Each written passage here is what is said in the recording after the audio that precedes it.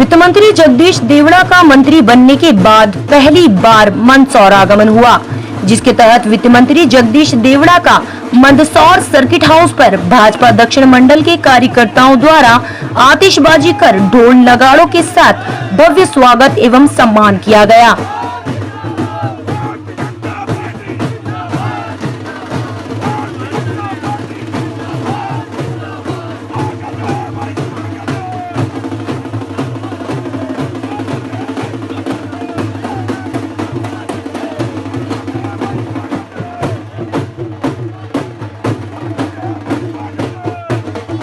मंत्री जी का मंदसौर आगमन लगभग 1 बजे होना था, लेकिन लेट लतीफी के कारण मंत्री जी लगभग 3 बजे सर्किट हाउस पहुंचे, जहां मंत्री जी के सम्मान में खड़े एनसीसी कैडेट्स काफी देर तक तेज बारिश में भीगते नजर आए।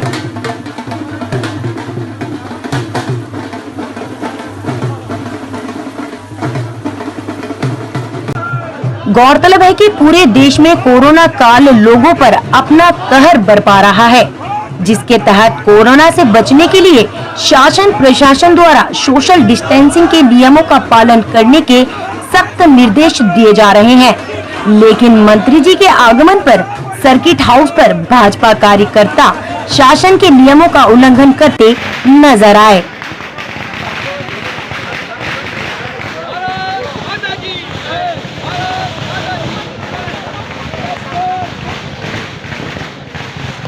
इसी कड़ी में वित्त मंत्री जगदीश देवड़ा द्वारा कार्यकर्ताओं से मुलाकात की गई, जहां कोरोना काल के चलते सोशल डिस्टेंसिंग की धज्जियां उड़ती दिखाई दी।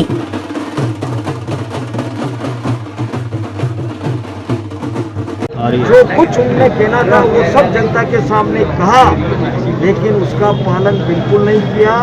और ज्योतिरादित्य सिंधिया जी ने इसीलिए कहा कि जनता हमसे जवाब मांग रही है, जनता हमसे जवाब मांग रही है।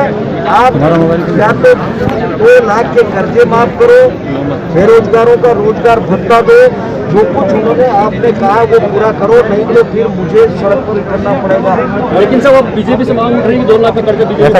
अब ये सरकार बैठी है, कांग्रेस ने बहुत कुछ बातें की थी, लेकिन इस समय वैश्विक संकट है, वैश्विक संकट चल रहा है, पूरे विश्व का संकट है। कोरोना जैसी महामारी इस देश में चल रही है, प्रदेश में, पूरे विश्व में। और उन सब कठिन परिस्थितियों में मुझे लगता है कि खजाने की स्थिति और सारी स्थिति वित्तीय संसाधन को देखकर जो कुछ इस प्रदेश के लिए हो सकता है वो करेंगे। मुझे गर्व है कि कांग्रेस की सरकार ने, कमलनाथ जी ने गरीब लोगों के लिए जो योजनाएं बनाई थी, संबल योजना जैसी योजना बनाई थी, वो योजनाएं कांग्रेस की सरकार ने, कमलनाथ जी ने बंद कर दी थी। 2 लाख का कर्जा माफ करेगी, लेकिन अभी शिवराज जी ने फिर चालू किए। तो मैं आपको ये कहना चाहता हूँ कि इस कोरोना के संकट की महामारी के समय खजाने की स्थिति भी, वित्तीय संसाधन भी, मुझे लगता है कि पूरा देश प्रभावित हुआ है। रोजगार की दृष्टि से, सभी दृष्टि से मध्य प्रदेश की स्थिति खजाने की मुझे लगता है कि कोई भी आवश्यक काम नहीं रुकेंगे, सारे काम होंगे। प्रदेश के यशस्वी मुख्यमंत्री जी के नेतृत्व में मुझे लगता है कि जो कुछ अच्छा होना चाहिए, जो बेहतर हो सकता है वो करेंगे। लेकिन संकट सबके सामने है। मैं अपील करना चाहूँगा कोरोना के संकट में कि जैसा कि प्रधानमंत्री जी ने कहा था कि जान है तो जहान है, ये पूरा देश जानता है कि इस समय सारी चीज़ें बंद हुई, रोजगार प्रभावित हुए। इस संकट को देखते हुए पूरे प्रदेश में कोरोना का माहौल चल रहा है, आपने जानते हैं केस लगातार बढ़ते जा रहे हैं मध्य प्रदेश। यहाँ पे सोशल डिस्टेंसिंग का पालन क्यों नहीं किया जा रहा? सभी लोगों से मैंने अपील की थी, आने के पहले भी मैंने कहा कि सब मास्क लगा करके रहें, यहाँ मास्क का वितरण भी कर रहे हैं। मैं सब बंधुओं से फिर अपील कर रहा हूँ कि सोशल डिस्टेंसिंग का पालन भी करें, खुद भी सुरक्षित रहे, दूसरों को भी रखें, परिवार को भी रखें। ये हम सब लोगों की जिम्मेदारी है। मैं फिर अपील कर रहा हूँ और हम सब लोग उसका पालन करें। खबरें आ रही है कि सैनिटाइजर पर 18% जो टैक्स बढ़ा है। अब मैं आपको थोड़ा सा इस सब बारे में, क्योंकि आप सबके सहयोग से, स्नेह से, माननीय मुख्यमंत्री जी के सहयोग से, अभी कल ही मुझे जिम्मेदारी मिली है, पदभार ग्रहण मैंने किया है।